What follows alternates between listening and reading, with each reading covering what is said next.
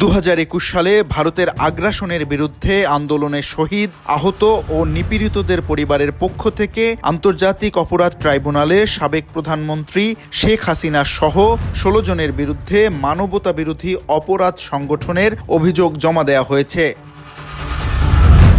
ওই আন্দোলনের সময় নিহত আসাদুল্লাহ রাতিনের বাবা শফিকুল ইসলাম মুফতি এ অভিযোগটি দায়ের করেন।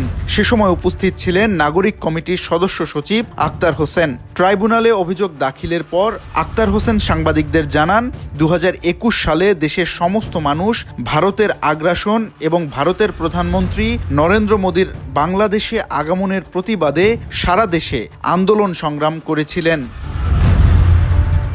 সেই সময়টায় নিরস্ত্র মানুষগুলোর উপর নির্বিচারে গুলিবর্ষণ করা হয়।